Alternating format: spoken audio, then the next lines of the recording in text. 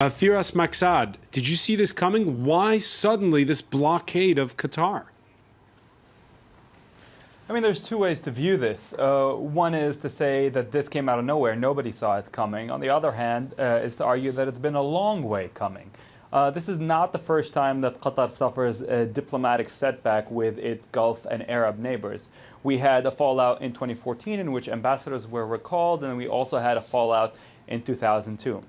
In fact, most analysts who follow the region would argue that the catalyst for all this was all the way back in 1995 when the former emir was overthrown. The emir of Qatar was overthrown by a coup d'etat carried out by his own son. It was since then that this small Gulf country has been trying to play an outsized role for itself, to carve out an outsized role for itself, and doing so by literally sort of feeding both sides of conflicts around the Middle East. The latest of which was reported yesterday in the Financial Times. Qatar reportedly paid $1 billion to secure the release of royal family members who were kidnapped in Iraq. They paid that money to Iran and to Shia militias. But then they also turned around and paid $300 million to Al-Qaeda-related affiliates in the war in Syria. So literally here we see Qatar fueling both sides of conflicts, whether it's in Syria, in Libya, in Yemen, and in other places. Qatar fueling both sides. Is this the way to go about it, though, cutting suddenly diplomatic ties? Well, arguably this was the move of last resort because there has been a history, as I just mentioned. In fact, when Muammar al-Gaddafi of Libya was overthrown in 2011 and all the state intelligence caches came out to the open, it was then revealed that the Emir of Qatar discussed overthrowing the Saudi royal family and supporting Saudi opposition members. In 2011, Saudi Arabia under King Abdullah at the time did not react to that. In fact, they exercised quite a bit of patience. So there's a long track record, and I think this is just the latest manifestation of these recurring crises. Rula Jibril, how do you explain what's happened?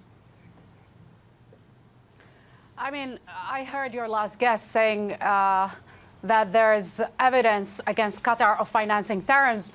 And these evidence, according even to the President of the United States, come from the chief financiers of terrorism itself, Saudi Arabia. According to every agencies, the security agency, Saudi Arabia not only gave us Wahhabism, not only gave the ideology and the theology behind Al-Qaeda and ISIS, every radical group. Until recently, they've been financing every jihadist group around the globe.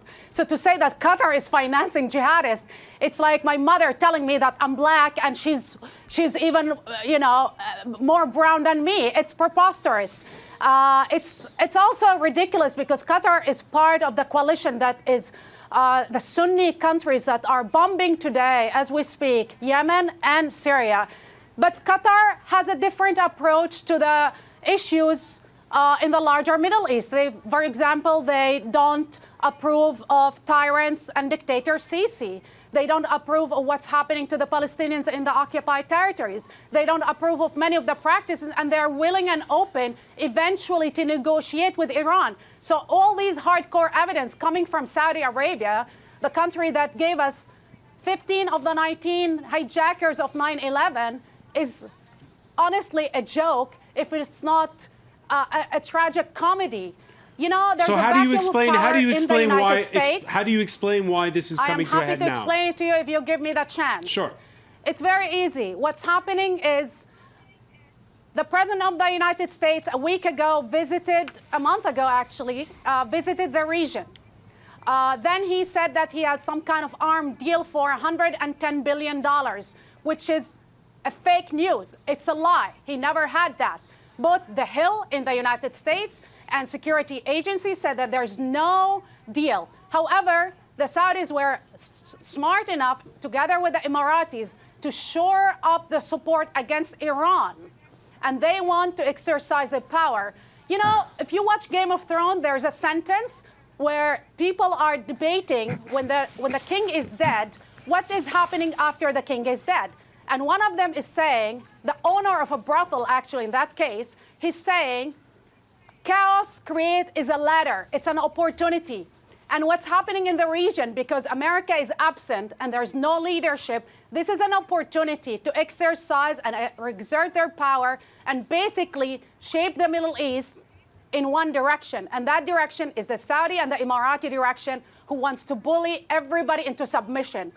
Qatar is not perfect, but for the Saudis to say that Qatar financed terrorism, when you go to Raqqa, the capital of ISIS, and you watch what they're practicing, it's Saudi actually state religion, and they are selling books that are written in Saudi Arabia. Right. I mean, look, I understand for Europe, especially for the UK, that sell 3 billion euros every year in terms of armaments to the Saudi regime. But then on the other hand, our hypocrisy, when then the Foreign Office has a report about financial connections, and we don't put out that report because we are concerned to hurt the sensibilities of the Saudis, then we have to examine our policies. All right, you mentioned the U.S. Francois, president. can I jump in here just for a minute? Because she referred to me when she began her remarks. First, I surely hope that Rilla is not insinuating that there's anything negative about being brown or black. I didn't get the connection there. But then again, I also want to say that all the evidence there about Qatar financing terrorism... So don't throw at me things. All the evidence that's there is not put forward just by Saudi Arabia. The connection is very simple.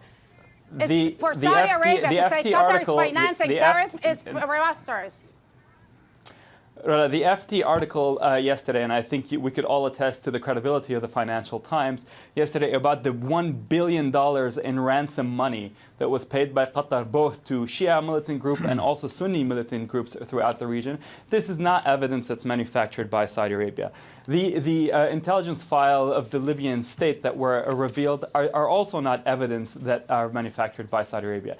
In fact, this move, this showdown, is being misrepresented as a showdown between Qatar on one hand and Saudi Arabia on the other. That's not the case. In fact, probably Egypt and the UAE have been leading the effort, both because they feel pretty strongly that Qatar is interfering in their own domestic affairs. So let's make sure that we don't cast this situation in the wrong fashion, and we also don't play around with the evidence, which in fact is coming from many places, not just